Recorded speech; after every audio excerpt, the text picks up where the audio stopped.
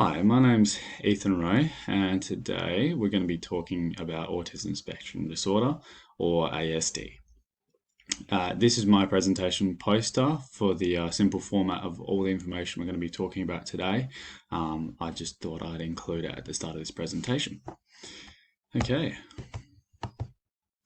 all right, so autism spectrum disorder in schools.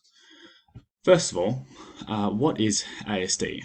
So, as we know it, ASD is a developmental disability which is caused by a neurological condition which changes brain development. It has a wide range of symptoms, hence the term spectrum, which means that there is a number of students with different symptoms and different ways of learning. And overall, just like any other student, they are different in many ways in terms of this disability. It focuses on social skills, academic performance, and sensory sensitivities. ASD actually has a fairly high prevalence in schools, which is why it's important for teachers to know a lot of this information and how to deal with autism spectrum disorder students, and to know a bit more about how to cater for them in the teaching environment. So it's estimated that 1 in 70 Australians have ASD, so 353,000 people approximately. Most identified is in younger ages between 5 and 14, so around school age, again, which is very important for teachers to know. And that was back in 2015, so the figures have actually risen since then as well. 83% of the identified ASD is in ages under 25 as well. So not only is it most commonly identified within school students, but younger adults as well, which is important as to why teachers have a big role in teaching and supporting ASD students within their schools.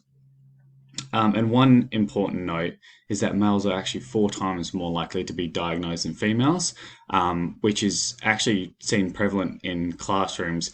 There's actually a wider range of males who are identified because their symptoms are actually a little bit different to females. Females tend to have a diagnosis later on in their life than males.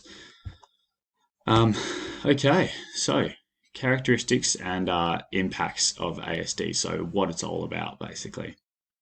So students with ASD can display lack of developmental communication skills, meaning that in social interactions and social groups, they have trouble with communicating and picking up things like verbal and non-verbal cues as well.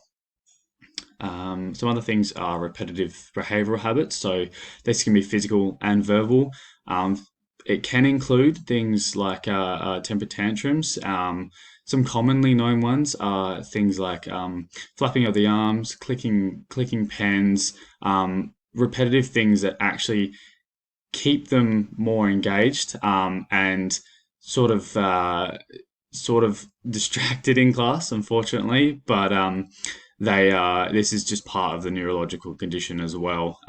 Different students have different physical behavioral habits, and obviously, like any other student, teachers need to be aware of these, and sometimes it can be a sign of stress as well. So they also some people tend to have a resistance to change in classrooms, so they preferred repeated behaviour. So this means that there needs to be some form of structure and sameness about the class. This helps to reduce the stress amongst these students and helps them, perform at their best most of the time as well. It just creates a less stressful environment. Another one we have is sensory sensitivities. These can be things like sounds within the classroom, so things simply enough as turning pages in books, people talking, foot's tapping in the classroom. Students with ASD tend to pick these up very easily and sort of hyper focus on those sounds, and it's a sensitivity because it distracts them from learning and decreases their focus within the classroom. again, a part of the neurological condition. Another one is so we've got frustration when overwhelmed. Some students, but not all students, tend to get a little bit frustrated and upset when they're overstressed and overwhelmed with a schooling environment, along with physical and verbal outbursts as well. Again, not all students, but some students have been known to display this mannerism. Uh, Another one is learning and intellectual difficulties. So this is a really kind of broader topic in terms of difficulties. Some students display a large range of difficulties within the classroom in terms of their academic ability, learning new topics and things like this, which also comes under the resistance to change. So learning new topics can be quite difficult and daunting for some of these students. But some students excel in learning, and some only display the social aspects of ASD as well. So, what does this mean for teachers and classrooms? So, this can include things like difficulty maintaining a non-stressful environment due to these hyper focuses. The social interaction side of things. Making it non-stressful for these students can be quite hard to cater for all these things like the sensitivities, the learning difficulties. Keeping that as non-stressful as possible can be difficult for teachers, but it's something that teachers need to look out for within classrooms. Social interactions should also be monitored and guided as well. Social interactions can, lead to friendships and good relationships with teachers and students as well. But a lot of the time, these students have trouble guiding their conversations and interactions within the classroom, which can also lead to some negative effects as well if they are left unmonitored. Teaching basic social skills as well. So simple things a lot of these students might not know, just things like politeness and basic rules within the classroom. They may forget. Just reiterating and teaching those social skills and things like how to communicate with other students and obviously yourself as teacher. And a big one is knowing how to de-escalate these students. A lot of them, like I mentioned before, might have things like behavioral tics and sometimes behavioral issues as well. So knowing how to de-escalate a student that is extremely stressed and may, deliver outbursts of emotions and stuff like that is definitely a useful tool for teachers to be able to develop. And taking time with these students is a big key. Making sure you know your student and taking the time to allow them to figure out the information and to help guide them through class. Okay. So some of the strategies that we have specifically include things like simplicity and structure. So like we said before, students with ASD need less stress because it can lead more easily to things like these outbursts and emotional stresses.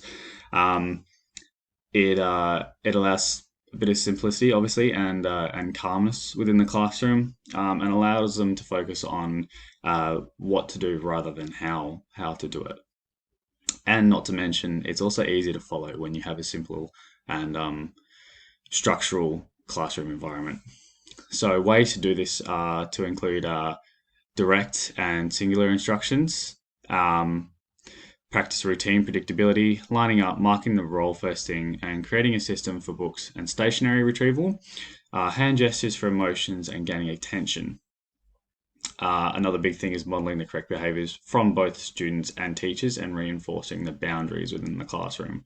So whatever you want that student to display in the classroom needs to be modeled by the other students, and that needs to be known by everyone. And you as teacher also need to be aware of how you want them to behave and behave accordingly yourself. Another big one is to maintain a positive environment. With things like keeping a consistent physical environment and workstations. Again, they like repetitive consistency a lot as well. This can be maintaining just a simple layout of the classroom. Students need to be aware of ASD needs and characteristics as well, so it's not a shock to them in class, and this needs to be done at the start of the year, and years to follow. It needs to be developed as well, and how to cope with a student in their class that has ASD and how they need to be understanding as well. This also comes under discouraging bullying in adolescence. There's a large prevalence of bullying, unfortunately, and especially with students with disability as well. So, discouraging any kind of bullying at the first sign is going to make for a much more positive environment and a much safer environment as well for the students. Creating social checklists, practicing communication skills for students to use in social interactions can simply mean practicing social interactions with specific students or yourself, and even giving them sheets with instructions on how to answer questions or how to guide a conversation is very useful for them to follow and learn as well. Providing choice and freedom is a big one. All students need to be able to display their feelings and emotions and need to be able to describe to the teacher how they want to learn and how they best learn. And a bit of choice helps the teachers to discover all that as well. Another big one is creating a room or a home base ASD students can go to. This is when they get overstressed, they need somewhere to take their time to de-stress and refocus on the information rather than the external stresses. When they're exposed to too many of these stresses, it's very difficult for these students to learn. So creating a separate room where they can be by themselves is a very useful tool. Creating support networks like other teachers and parents is also very useful. Being able to know exactly what that student's like through other teachers, even that have had them before, and parents will know their kids better than anyone. So creating those networks is very useful as well. Access to EAs and IEPs is useful to help discover how this student behaves and to guide them through their learning, and also a useful tool for you to be able to know how to teach them. Again, if you're unexperienced or want more information on specific students, the IEPs help with that, and the EAs help with guiding information and making the student feel more comfortable in the class. And finally, we've got some resources for teachers to use as well for any other information they're wondering about. So it gives things, like basic information, so more than even what I've given today. Strategies on how to deal, as well as the ones we've discussed with these students. Some useful tips, and an in-depth understanding on how ASD works as well. Obviously, some of these resources we've got here is the Autism Spectrum Australia, Autism Association, and the Organisation for Autism Research is also a useful tool. It's a visual aid for on YouTube, which goes through videos and in-depth experiences in the teaching environment from specific teachers themselves, and as well Autism Awareness Australia. Thank you for watching.